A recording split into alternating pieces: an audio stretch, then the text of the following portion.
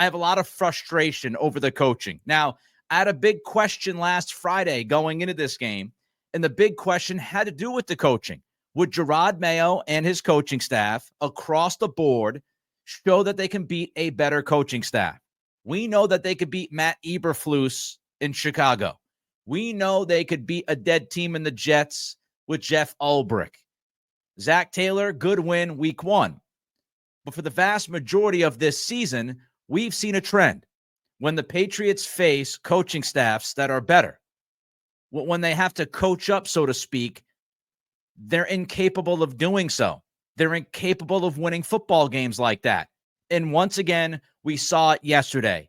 Can this coaching staff as a whole step up against a better coaching staff when the team needs it to step up? So far, not at all. Let's start with Jerod Mayo. The first thing that drove me bananas about Bill Belichick's final few years as a coach here in New England was the fact that Belichick got more conservative as time went on. You go back to the early years before 2012, Belichick was very aggressive. And then once 2012 hit, the following 13-14 seasons under Belichick, they were more and more conservative as time went on. 4th down and short, you'd always be punting, right? It wouldn't even matter if you were on the plus side of the field near the 50. You're still going to punt the football. So many conservative decisions made by Belichick. And I was hoping that Jerod Mayo, becoming the new head coach, if there was one thing that he would change, was that he would be a little bit more aggressive. This team doesn't have much to win. We know they're not going to get to the playoffs. Be aggressive. Go for it at times. And what happened yesterday? What happened yesterday is, once again, with a situation where you can be aggressive, Jerod Mayo decides to tuck the tail between the legs and go conservative. A field goal attempt from the 2-yard line. This team is 3-7 during that game yesterday. You're at the 2-yard line, and you decide, instead of going for it on 4th and goal from the 2, that you are going to attempt a field goal. You're down 11. It's a 2-possession game. You need a touchdown to tie this at some point. Do you think you're going to get a better opportunity than sitting right there at the 2-yard line to score the touchdown that you need? On top of that, on top of the idea that you need 2 scores to eventually tie this game to go along with a 2-point conversion if you're the Patriots, what was going on during that time? If you're watching the game, what you see is a Patriots defense getting obliterated. In real time, if you're Mayo, you're sitting at the 2, you're down by 11 points, and what you've seen is nonstop drive after nonstop drive from the Rams. Your passing defense is a disaster. The Rams are moving the football at will. They're scoring touchdowns at will. There was nothing in that moment that should have told Mayo that his defense was going to step up. Now, inevitably, they lose the game, right? I will credit the defense came up with a couple of stops when they needed it, but you're making the decision in real time. You're making that decision from the 2-yard line with the information that you have. The information that you have is you're down 11 and you're going against an offense that is torching your defense. And at that point, you have to feel that it's very unlikely that 11 points is going to get this game tied for you. So you have to go for a touchdown, right? But they decide to kick a field goal. Not only that, but you ran the football on 3rd down. If you run the ball on 3rd down from the 2, then you best go for it on 4th down. If you play call the way you play called in that moment, the 1st, 2nd, and 3rd down, if that is your sequence of play calls from inside the 5, you have to do a much better job. And you have to say to yourself, we are going to run on 3rd down because we're going to go for it on 4th down. But you run it on 3rd down and you still go for the field goal. A ridiculous decision. If you went for the touchdown and you got the touchdown, then all you would need is a field goal on that final drive. But because you decide to play it safe, air quotes, and you kick the field goal, guess what, Jerod? You're still down by 8. I mean, it is just unbelievable to think that in that situation with this football team, where you're at on the field, the way that game is going, that you're going to kick a field goal from the 2 instead of go for it from the 2. It's unconscionable. Absolutely unconscionable. But it's not a surprise. Evan Lazar wrote that Jerod Mayo is not following the math. The Patriots rank 27th in how often they should go for it compared to how often they do. 27th. In the bottom 5 or 6 when it comes to aggressive play calling. When you should go for it, Mayo's 27th deciding to go for it. He is as conservative, if not more conservative, than Bill Belichick was in the final years of his Patriots tenure. And it drives me crazy because, again, you're not going anywhere. Be aggressive. Try to win the football game. Do what you can do. But Jerod Mayo continues to lean towards the conservative, play it safe. We're going to try to win this game by 3 points. Not yesterday. That's not a field goal game. That's not a run the football and play ugly type game yesterday. That's a game where your pass defense has no clue what to do because your defensive coordinator, which we'll get to in a little bit. The tenor of that game told you if you want to win, Jerod, you've got to score points. And you had a golden opportunity to put 6 on the board and you kick a field goal for 3. 6 versus 3 when you need points. It doesn't make any sense. But that wasn't it. By the way, when you're down there, this goes back to what I've said about the Drake May, we're not going to call designed run stuff. This is what drives me nuts. You have a quarterback who's athletic. If you have that tool in the toolbox, then you use it when it makes sense. When you're inside the 5, instead of running Ramondre Stevenson over and over again, why don't you try to run your quarterback? Why don't you throw a wrinkle in there? Oh, no, because we don't want Drake May to run the ball, even though we're going to let him scramble around and take vicious hits when the offensive line is giving up almost 50% pressure rate like they did yesterday. That's okay. We have no problem with that, but we're not going to call for a designed run inside the 5. That's why it's so stupid to me that you have a quarterback that has that ability and you won't use it. What do you think the Buffalo Bills do with Josh Allen in that situation? What do you think the Ravens do if Derrick Henry is running into a brick wall? Do you think they let Lamar Jackson do something with his legs, or they trust Lamar Jackson to do something inside the 5? But no design runs. No design runs. If that wasn't bad enough, then we have the decision leading into the final possession for the Patriots.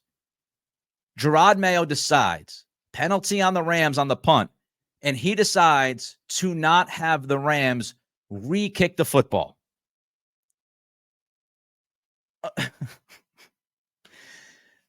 You're at the 10-yard line when you take the 5 yards. So you accept the 5-yard penalty, you're at the 10. So you're telling me you didn't necessarily trust your rookie quarterback to go for it on 4th and goal from the 2-yard line, but you are perfectly fine with handing the game to the same rookie quarterback to go 90 yards for a game-winning drive. How does that add up? How does it make any sense? I will tell you, spoiler alert, it doesn't make any sense. This is banana land, folks. These coaching decisions are atrocious. So you decide to not force the Rams to kick another punt.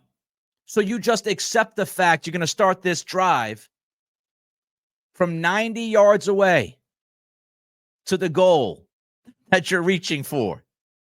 How about you have them re-kick it? How about they shank the punt? Maybe something goes wrong with the snap. Maybe your punt rush gets there. Maybe the guy shanks it into the 4th row and you get the ball at the 40-yard line. I don't know. How about giving one of the best punt returners in football an opportunity to return the football to get you in better field position? What in the blue hell are we doing? Marcus Jones is one of your most explosive players, to the point you put him on offense a couple of times yesterday. He's one of your most explosive players with the football in his hands, and he has a chance, even if it's a 15% chance, he has a chance to receive a punt and return it and give you great field position. Shoot, even if it's a 3% chance, Marcus Jones could take that puppy to the house. But you decide to not give one of your most explosive, talented players with the ball in his hands, you decide to not give that guy an opportunity to possibly get his hands on the football in the final couple minutes of that football game, where one play could change the entire dynamic. What are we doing? And as usual, Jerod Mayo doesn't make it any better when he's asked questions about this. He spoke to the media today. He said this about the decision to not have the Rams re-kick. Quote, "To me, give a punter another opportunity to back you up inside the 10 is a huge problem. So decided to take the yards." Now, I want all of us to absorb what Jerod Mayo said right there, because I believe it really shows you how Mayo thinks in real time. It shows you how he coaches scared. It shows you how he coaches conservatively. Mayo's asked why he didn't force the Rams to re-kick, and his answer is, well, you're just going to give the punter another opportunity to back you up inside of the 10. Well, Jerod, how about this idea? What if he doesn't back you up inside the 10? What if he doesn't kick a perfect punt for the second straight time and pin you inside the 10? What if he shanks it? What if he kicks it right at Marcus Jones like Chicago did stupidly last week? What if that happens, Jerod? Jerod's thought process in real time is so conservative, and he coaches with so much fear that he's thinking, you know what? If they re-kick the football, we might have the ball at the 2-yard line instead of the 10-yard line. Instead of thinking, you know what? If they re-kick the football, that gives Marcus Jones another chance, and maybe Marcus Jones returns it to the 50. And he helps our rookie quarterback instead of having his back to the end zone. You see the thought process there? You see why that's a problem? It's like Mayo did not even think about the good. He didn't think about the aggressive play. He didn't think about, oh, if we force the other team to punt the ball, maybe that puts us in a better position. He immediately went to, in his head, yeah, but what if they punt it and they down it inside the 5? Jerod, what if they punt it and down it at the 1-yard line? What if? What if?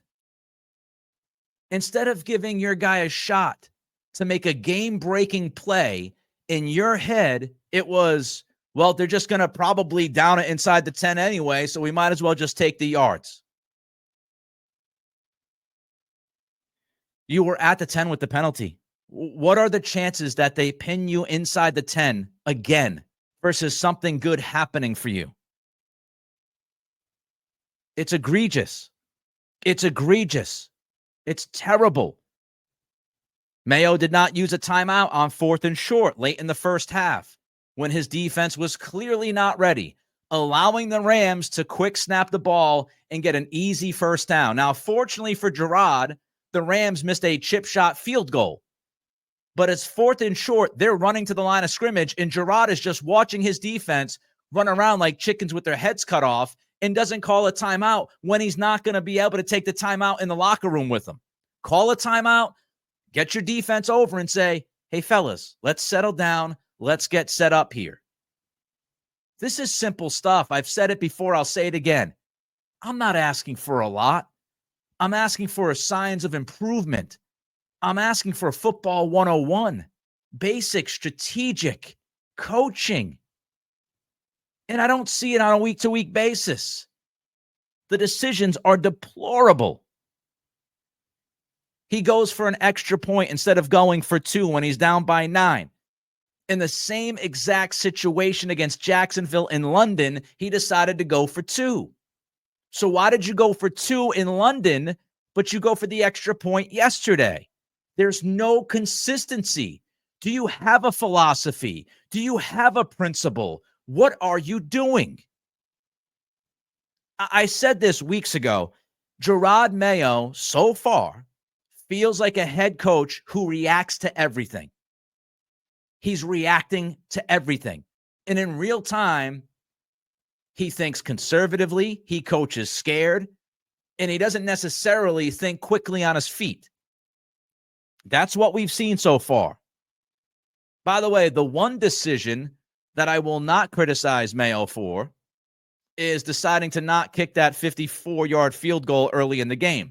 Reason why is because Joey Sly, if you were paying attention to some of the reports before the game, Joey Sly had a bad warm-up period. So if you're the head coach and you see your kicker have a bad warm-up period, I don't blame him for not feeling confident in a 54-yard field goal attempt. But all that other stuff was brutal. All right, I got the Marcus Covington to get to. I've got Alex Van Pelt to get to.